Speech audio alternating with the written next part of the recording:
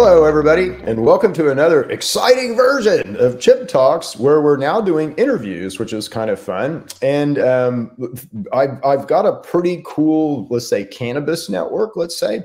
And so we're going to bring people on that are really major influencers in cannabis. And I'm very excited to have Mr. Kenny Watkins on today of the American Journal of Endocannabinoid Medicine. Now, if you're a LinkedIn, let's say, user, you certainly know about AJAM and AJAM's traction, let's say, in the space, and the importance of something like the American Journal of Endocannabinoid Medicine, which is a peer-reviewed medical journal.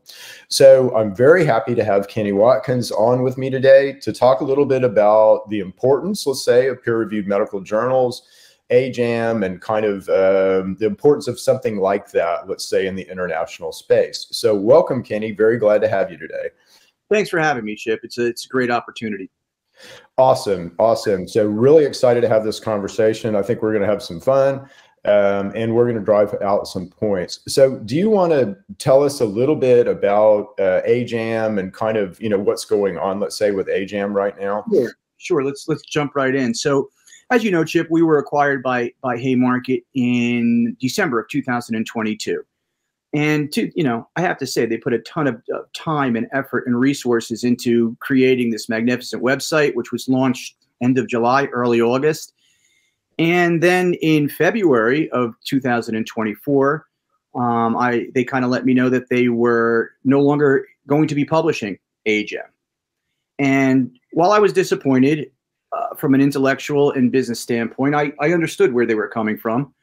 And, that's where we stand. So right now, Haymarket owns the title, the URLs, and all the content.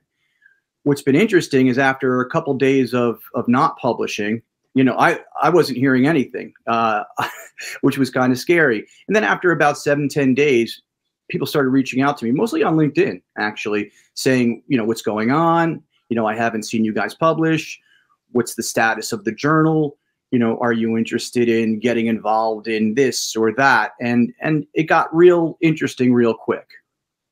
Yeah, it's interesting from a business perspective. The whole, U.S. cannabis market is interesting, meaning that like a company like Haymarket would expect to enter, let's say, a silo of medical interest, like radiology, and expect to be able to market their stuff, to radiology doctors and anybody interested in radiology and sell subscriptions and all that, just like they normally do in any other silo. Well, when you look at marijuana or cannabis, as, let's say, a silo, a medical silo, it really, you have doctors who are, kind of, don't really even know what they're doing, honestly. A lot of doctors that, and I mean that with all due respect, doctors who are writing medical prescriptions. And so the market really isn't there for the same type, business exercise that they're used to doing. So I get, why they probably did it, but gosh, the need. Can you talk a little bit about like the traction that this is getting internationally over just the U.S. market and kind of the need to talk, for the world to talk? Chip, it's interesting. You could go to, the AJAM LinkedIn page right now and see, the tremendous response that we get when we post articles. And a lot of those responses, maybe most of those responses, are coming from outside the United States. And that's where there's a need. And more importantly, that's where there's a market. Right? There's a very robust market in Latin America. There's a very robust market in Australia. These are doctors that are prescribing medical cannabis, but have never been trained or taught how to do so. So, what we prided ourselves on with the AJAM website was, constant updating of medical information on the daily basis. And then the plan was to go on and create, CME and non-CME education for those countries that are more advanced than the United States, which is most of them at this point. And you were a little bit, if I think I know this, but you were a little bit constrained for pursuing international markets, under kind of the Haymarket umbrella. Is that right? Yeah. So it was difficult for us to kind of pivot from the American market to the international market, and because of that, we were kind of stuck in a market that wasn't really mature enough to sustain a product like AJAM. Nobody's fault. This market will explode one day. I sound like a madman a little bit when I say that, because I've been saying it for so long, but I'm convinced of it. This market will lead the industry, the American market, at some point. And wouldn't you say that, right now you've kind of got pharma and you kind of got cannabis, in two different worlds, right? If I'm pharma, I'm not going to go spend a bunch of money on something that's medically irrelevant, completely unsafe, and horribly addictive, so as long as it's Schedule 1, I don't think I'm going to play. But when Schedule 3 happens, now you have the, kind of the traditional, let's say, medical system, involved. And I just see this.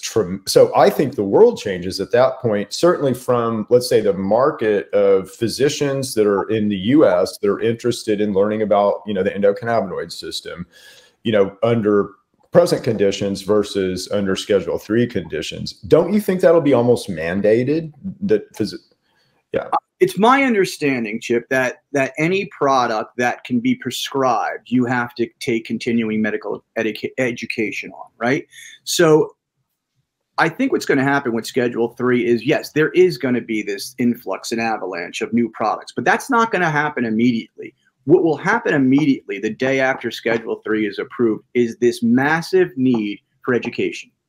Because where doctors in America maybe could decide, I don't need to be educated on medical cannabis, now they absolutely need to be educated on medical cannabis, because now patients are, even now, before Schedule 3, this has been a patient-driven medical revolution where patients have been coming to doctors saying, I want to get off this product and onto something more organic, more natural. I read an article about medical cannabis being great for sleep disorders. What can you tell me? And I feel bad for doctors, Chip, in this situation, because a lot of them don't even know what they can legally discuss with a patient, and those that do are few and far between. I think if I'm a physician here in the United States, first of all, I wasn't taught about the endocannabinoid system, so I don't even know about it. When you talk to me about it, I just think you're trying to sell me cannabis or convince me that it's a great thing or whatever, right? So I don't really even know that I'm ignorant, right now. But when Schedule 3 comes, again, now you're going to have, you'll have cannabinoid drugs in hospitals. You'll have cannabinoid drugs in the insurance system. You'll have doctors that will have to understand cannabinoid drugs in order to administer and prescribe them. So just like any other medicine, they will be a real part of the system. But at that, if I'm a doc, it's interesting that Haymarket kind of made this decision, because I get it from a business decision, but it's a little short-sighted. I think they could have, let's say, business-wise, made a whole lot of money if they just would have waited until Schedule 3. So tell me about, surely there's other publishers going, well, now this is kind of interesting. Well, that is where it got interesting, Chip. So like I said, for the first 10 days, I'm out here on an island and literally no one is reaching out, which was weird. And then all of a sudden, I wake up to just an avalanche of DMs, like, what's going on? How come you guys aren't posting? Are you guys publishing? What's happened? Are you guys done? Are you available to be bought, partnered with? And no, we're not. Haymarket owns the title. Haymarket owns the content and the URLs. That said, we've been approached by a couple folks that have said, like, hey, we love the idea. We love what you guys have done with AGEM. We think certainly it's necessary that an AGEM exists out there. But would you like to kind of open up the aperture a little bit and pursue a more international version of AGEM, kind of meeting the doctors where they're at with our content and our education? And that, Chip, is where it gets really interesting, because, one company in particular is already, operating on the international stage. So they're familiar with a lot of the, the ins and outs of the international market, which, quite frankly, I'm not. My only exposure to the international market really was when I was representing the British Medical Association, and that was here in America. So, when I take a look at, the folks that have been reaching out, there's one company in particular that, we're in pretty deep discussions with, and hopefully soon we'll be able to make some kind of announcement. That's really good. And I like the whole, recasting, this is an international, exercise versus just because I think from a business perspective, again, the doctors in the United States aren't there yet. They're just not. But like doctors in Latin America are hungry, for this information. Doctors in, across the world really are kind of hungry, more hungry than the United States doctors. I feel like that's what I sort of feel like in social listening. If it's not even close, Dr. Leslie Apgar, our editor-in-chief, participated in a meeting in Brazil hosted by We Can Academy. I think there was almost 2,000 live doctors at the meeting. Oh, what? Yeah, I think at the time it was the biggest medical cannabis conference ever. So when you see that kind of interest, doctors paying money out of their own pockets to attend a conference specifically on medical cannabis, you start to get convinced that this is a real thing. This is actual medicine. There's an actual industry here. And there's doctors that are prescribing medical cannabis that desperately need this content, desperately need this education, aren't getting it anywhere else. I think open up a tremendous opportunity for us to kind of take what we've started, kind of as an American-based product and just expand it internationally. Yeah. And, the other thing that I think is really interesting, I interviewed Carl Hafner, who is a UK kind of activist, let's say, in the cannabis space, business consultant. And it was really interesting to listen to the differences between like the market, what the market is like in the UK. And I'd be really interested to know, what the market's like in Colombia or the market's like in Latin America, and what, if I'm a patient, how do I access it? Mm-hmm. I'd love to see like stories about each country, and kind of what the medical access looks like, which I think you could do with an international journal. Absolutely. And to be very direct and transparent, those are the folks that are reaching out to us. I'd be lying to you if I said we're getting a tremendous outreach from, universities and government entities here in America, but all that's happening. All that outreach is happening from Latin America, from Australia, New Zealand, all over the world. Folks are kind of reaching out saying like, what are you guys doing next? And is, a more international version of what you were doing in the cards? And it definitely is. We have relationships all over the world with medical cannabis associations and not just medical cannabis associations. I think it's important that we expand beyond medical cannabis associations and start dealing with regular medical associations. I completely agree. And if you look at something like the American Medical Association here in the United States, I mean, at least here in Oklahoma as an activist, they've been the people who fought us. Though. Right. So they've been the people who've spent money and lobbied against cannabis and all that.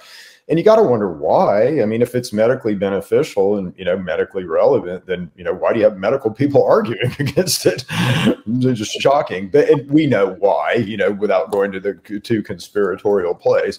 But, it's just interesting because that pressure, those, let's say, conspiratorial pressures, don't exist in other countries. And so they're a lot more open, a lot more interested. It's just, the doctors can say, hey, I want to learn about this. And they don't get smoked, by the American Medical Association or other parties. Right.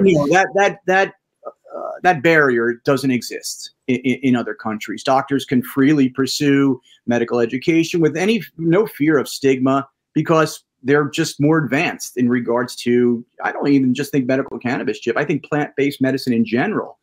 Most of the world is more advanced than us. I think we're doing a good job. And I think there's been a change that maybe happened during the pandemic where folks, started to seek out more organic, maybe more plant-based solutions to some of the physical problems that they were having. Yeah, I say this all the time, just as a kind of an activist, pundit, so to speak, but I think cannabis, at least in the United States, and I don't think that this is true in the rest of the world, and it would be cool to kind of learn this, and we could learn this through your journal, but at least here in the United States, cannabis represents the biggest disconnect between we the people, voters, let's say, us, and those we elect to govern us. It's just shocked. It's shocking to me that Schedule 3 hasn't happened under a Biden administration. Certainly that he came out right off and said, hey, I'm going to reform banking and I'm going to, reform aspects of, let's say, cannabis, and Schedule 3 was supposed to be part of what he was going to do. Schedule 3, I would be interested in your opinion on Schedule 3 here in the United States. What do you think that does? How do you think that changes, let's say, cannabis commercially and pharmaceutical industry? So I think with Schedule 3 along comes safe banking. Would you agree with that, Chip? Yep. All kind of wrapped up in the same. Yep. So right off the bat, that just opens up pathways to revenue and pathways to money. And now people can, take loans out from the bank and use credit cards at legitimate dispensaries. And, that whole part of the industry opens up. So that's one thing. What I really get excited about on the pharmaceutical side is yes, products are going to come out, but the research, and this is what our country is great at, really digging in and doing the necessary research, not just on cannabis, but on the endocannabinoid system, right? This biological system that we all have inside of us. Let's research that, learn how to manipulate it, learn how to engage with it, right? And then come up with products for it. So the products are coming, but they're not coming, don't look for a product 2 months after Schedule 3 is approved, right? Right. No, completely agree with you. And the products that'll come, I think you will have, the middle ground here is something called botanical new drug, right? So botanical new drug, is an FDA pathway of where you're using natural products and you may be using some drugs, but you're using some combination of, let's say, things that are already known safe. So you can develop a lot faster, which is cool. And the FDA's recognize that. Hey, if you're using safe stuff, you can go faster, which is great. But they'll be, and to your point, and I'm as bad at this as everybody else, but we really, guys out there, everybody, we need to break kind of cannabis association with the endocannabinoid system. And really the American Journal of Endocannabinoid Medicine is about the endocannabinoid system. And probably whatever you do, in the future, how you republish will be about the endocannabinoid system, which I think is great.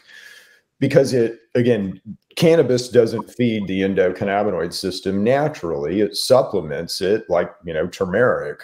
Your natural feeding of the endocannabinoid system is through dietary fats. And, that's not very sexy. And, most people don't really realize that, but it's true. So the drugs that'll be built, you'll have a lot of fat-based drugs that'll be endocannabinoid drugs, which will be cool. So I think this Schedule 3 thing, to your point, I think it changes let's say the need for very professional medical pharmaceutical information. That's it, Chip. Yeah. And I think that's the game changer. Not so much, look, the products are going to come and they're going to need marketing and advertising, and we'll be there for all that. But initially, what this industry needs is education, and education comes in different forms. It doesn't always have to be CME or non-CME education where a test is followed up. We consider, the AGM website, when we were updating it every day, sometimes twice a day, that's pure education. It's pure peer-reviewed education, and we were getting research from all over the world, and that's only increased. Even after we haven't published for about a month, we're still getting research sent to us, which I'm grateful of. But yeah, I think that's going to be the game changer with Schedule 3 initially, this need for validated, peer-reviewed content on the endocannabinoid system. That's the first thing that's going to happen. The products will follow. The research will happen first, then the products will follow. But we're still looking at an American market, product-wise, that might be a year or two away. But in the American market, the thing that will open up is the need for education. Completely agree with you. And I think, it's interesting just how things go with the world in the United States. But I think you're very smart to focus internationally, because I think that need is already there right now, right? So you're seeing that, and like you said, in your conferences, 2,000 people attending. That wouldn't happen here in the United States. No, it wouldn't. But Chip, I think we as an industry, as a medical cannabis industry, if you want to say, have done a bad job in meeting doctors where they are, right? I don't think the idea is forcing doctors to come to a cannabis conference for a million different reasons. We don't need to get into right now. But I don't think that's the answer as far as educating doctors or bringing them around to the idea of accepting cannabis as medicine, right? I think you need to meet doctors at, the ACP meeting. You need to meet doctors at ASCO, and you need to speak to them in a language, right, that they understand and respect and grew up with. And that was one of the original ideas for the medical journal. Speak to doctors in a language that they understand, peer-reviewed science and research, right? And really explain from the ground up what we're doing here. It's the exploration of the endocannabinoid system, which regulates almost every other system in your body. So again, the need for education is going to come first, and then the products will follow. Yeah, I just, almost ethically, there has to be a journal. There has to be a journal for these doctors, because this is going to flip around so fast, right? It's, if it may happen still under the Biden administration, doubtful. I know it's going to happen under, well, let's say if Trump gets reelected, I know that it will happen under Trump administration, because I just know some of those people, as do you. So, it's going to happen fast. And if I'm a doc out there, I need a safe harbor. I mean, I need somewhere where I could like put my ad and say, gosh, I could go trust, Kenny over here with a international thing that he's doing. So I hope that this, it's important. Gosh, if you guys are out there, if somebody's out there in a publishing house, if you're out there in industry, it's very important that this journal continues, just, almost for the sake of mankind. Seriously. Yeah. Chip, when we take a look at the responsibility, right, that we kind of have as an industry to educate these doctors, we've really thrown them into the deep end of the pool with this state-by-state medical cannabis programs, and none of them follow like the same template, and it's real Wild West out there. I don't blame doctors. When I speak to doctors, again, I feel bad for them. I don't blame them for not wanting to get involved with medical cannabis. And honestly, if you look at the doctors and I mean this with all respect, there's certainly going to be exceptions to this. I always say things on LinkedIn I probably shouldn't say, get smoked, but I'm a truth teller, so I tell the truth. And I'm very familiar with this world because it's, I helped create part of it in Oklahoma. So, you look at the doctors that are, let's say the doctors that are in medical marijuana right now. Well, what do those look like? Well, they're the doctors writing recommendations. You can't even call them prescriptions. No. And those guys are generally, they're either retired guys who have retired and I want to make some extra money. They're kind of guys that are at the bottom of their profession, honestly. Or they're guys that, are just, want to do something else or make a little bit of extra money. But it's not like it's not like the Harvard graduate, medical professionals. It's not like Stanford guys. It's not like the cream of the crop are kind of running to this medical marijuana exercise because it's the new and latest and greatest thing in medicine. But but sadly, it is the new and greatest thing in medicine that they're missing out on. So that has to bridge, and you're a perfect bridge there. I thank you, Chip, and I do think it's all about meeting the doctors where they are. You're not going to convince a doctor that cannabis is medicine by bringing them to one of the typical shows, right? That at least here in America that I've been to, and they vary, But you'll scare them to death if you bring them to the typical show. Yeah. But where a doctor wouldn't be scared to death was in Brazil in November, where all the information was peer reviewed. All of it was medical and research and science, right?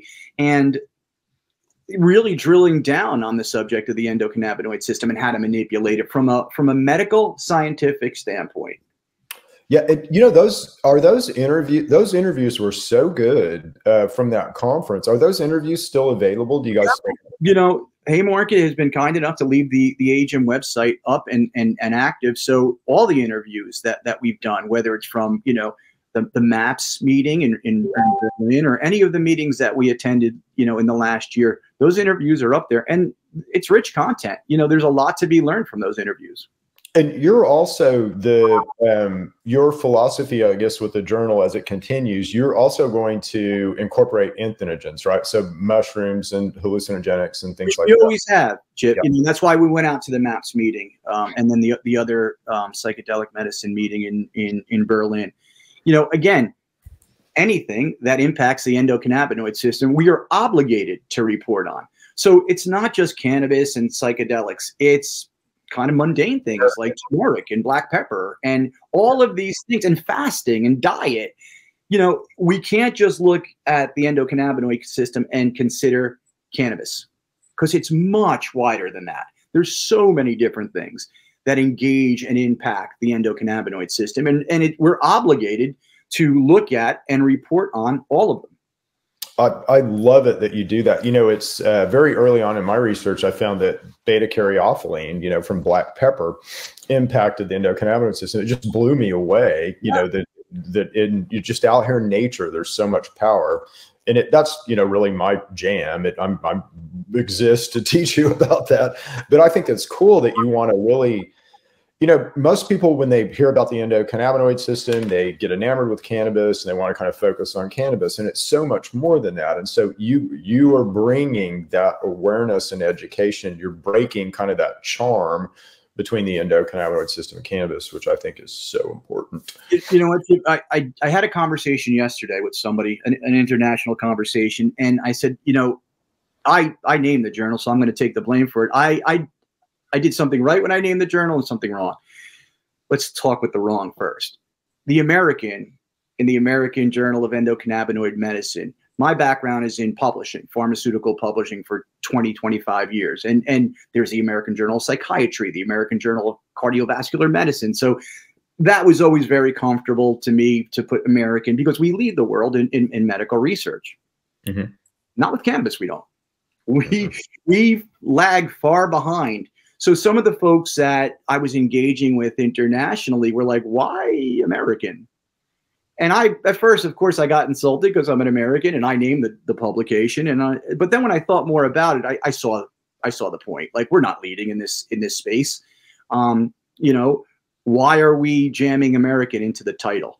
It's kind of causing maybe a barrier internationally for folks that want to work with us, right? Again, eventually we will lead in this space, but we're clearly not right now, right? The smart thing that we did was to name the journal, not pigeonhole ourselves to just reporting on cannabis. So the American Journal of Endocannabinoid Medicine has the wherewithal to report on anything that engages. And I think that's important, especially going forward. Yeah, no, me too. And so as you kind of look at the world, we'll talk about Germany in a second, but other interesting places in the world that you're seeing that are kind of hotbeds, let's say, of activity that maybe I don't even know. So it's interesting to talk to you about this. But what are the other areas in the world that are hotbeds, would you say? Australia is not a country that would jump to mind as being a leader, right, in the cannabis sector. But they are, right? Doctors there are prescribing medical cannabis, and there's a deeper understanding of how it works, delivery systems, drug-drug interactions. But they are, because they're kind of advanced, they even need this content maybe even more because they're engaging with cannabis more on a daily basis.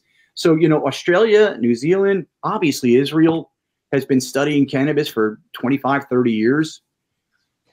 And then Latin America. Yeah.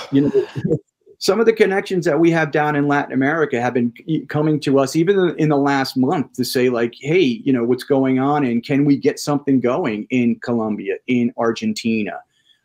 Because that's where cannabis is kind of exploding. There's explosions like all over the world, Chip. I mean, every day I feel like I wake up. Today was Germany. Yesterday was some other country that is either approving legislation for medical cannabis or moving forward in research in some capacity. It's just an exciting time for this market. And then again, all this is going on, all over the world. And then here in America with Schedule 3 maybe happening soon. But the idea, Chip, is not to wait around for the American market. And I think that's so smart. I think, Schedule 3, let's say, doesn't happen under Biden administration, does happen under a Trump administration. It's still January of, 2025 at least. And, before the rules get written, it's probably 6 months to a year past that. So we're well into 2026 before that really impacts anything here in the United States. But, if I'm a pharma company, I might want to start my drug development now because I know it's going to happen. The company, it's go time, the day Schedule 3 gets approved if you're pharma. But if you're doing what we do, in the medical content space, and you're looking for products that will market and advertise through you, that I don't see that happening, right? But what does happen again is this immediate flip of a switch need for education on the endocannabinoid system. That's what happens with Schedule 3. This automatic need, like I can't avoid it anymore. I have to get screwed up on the endocannabinoid system. And if I'm Dr. Bill out here, and let's say I'm a hospitalist or emergency room guy or whatever, guess what, Dr. Bill, you're going to be required CME wise to learn about this system, you know, when Schedule 3 likely happens, because there's going to be drugs you're going to be administering that have to do with it. So it's this coming, you know, for every physician down the road at some point. At some point, you know what, Chip? You can operate in adjacent foreign markets, and whenever the American market comes around, it comes around, and you're in a good position to take advantage of that. But to sequester yourself to the American market is, I don't think you're going to realize the revenue that you need to sustain yourself, quite frankly. Yeah. But, and to your point, Latin America, Australia, Israel, now Germany, Canada. I mean, all over the world, the need for this content is exploding and expanding.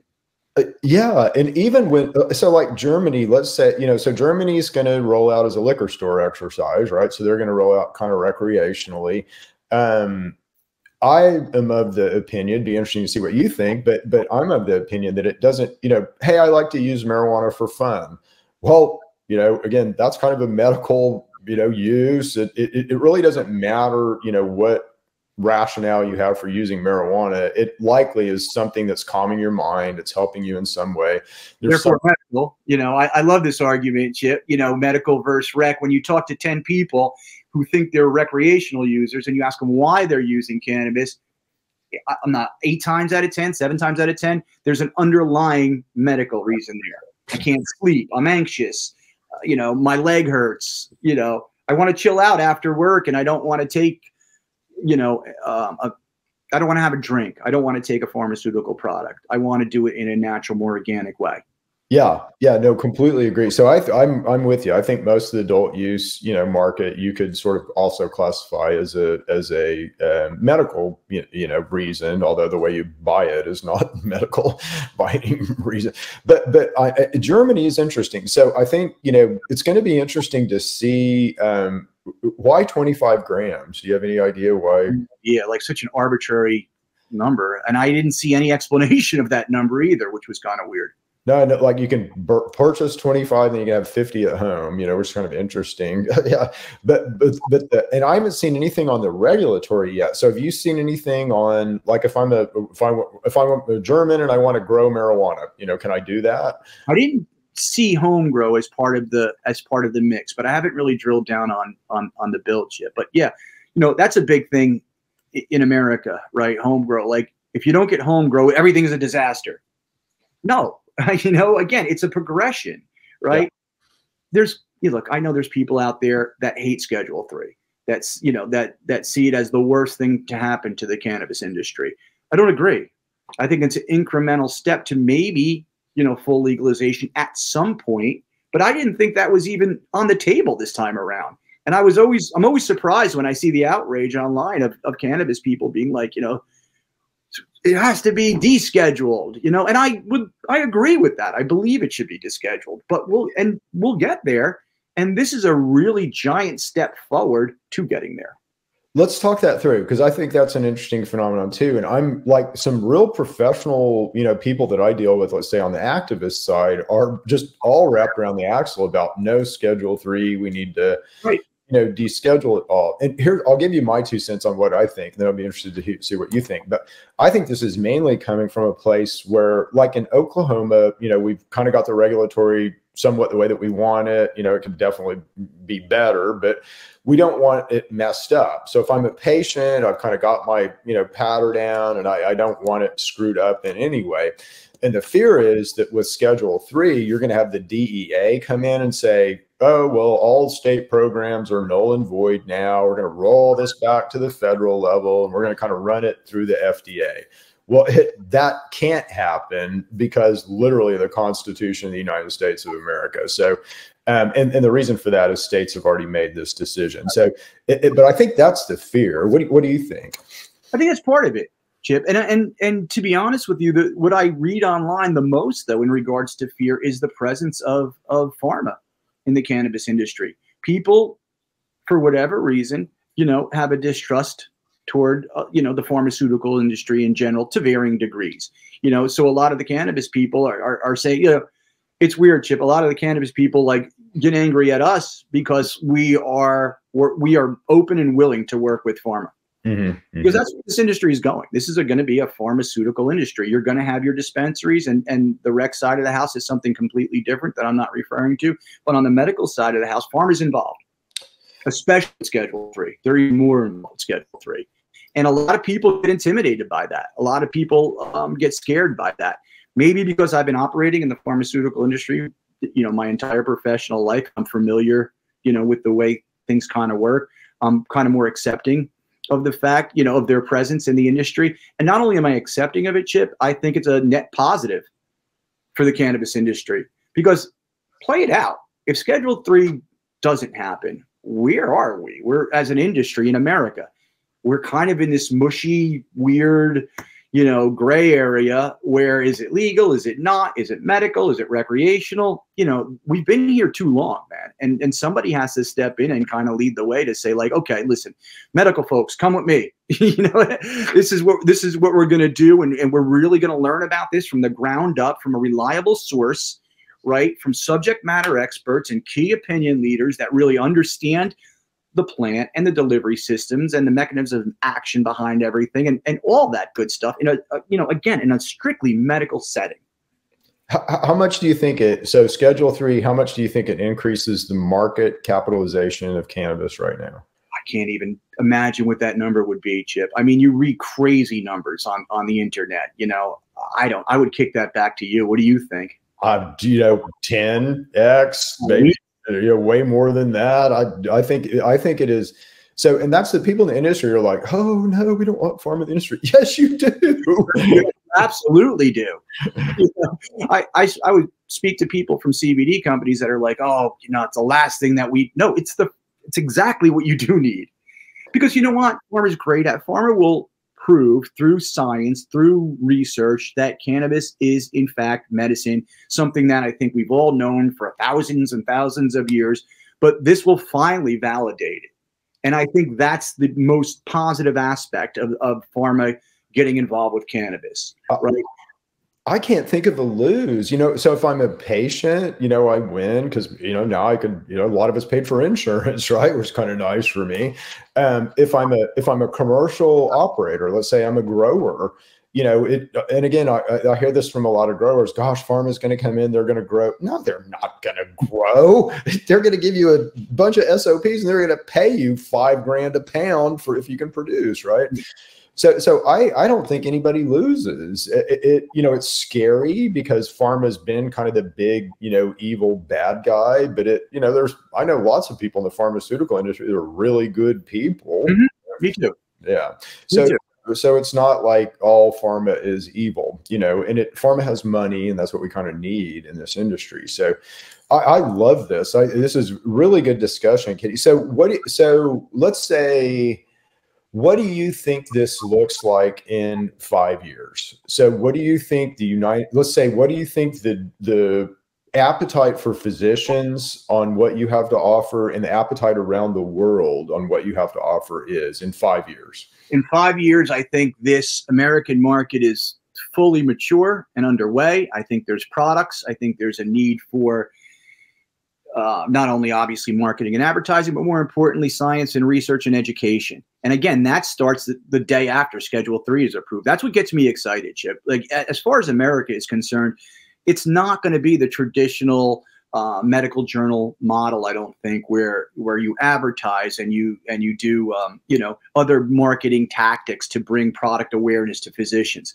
I don't think it's that at all. I think where there's going to be a huge market is in different forms of education, live, virtual, CME, non-CME, and what's great about us is we have the subject matter experts on the editorial board to kind of create and teach this education.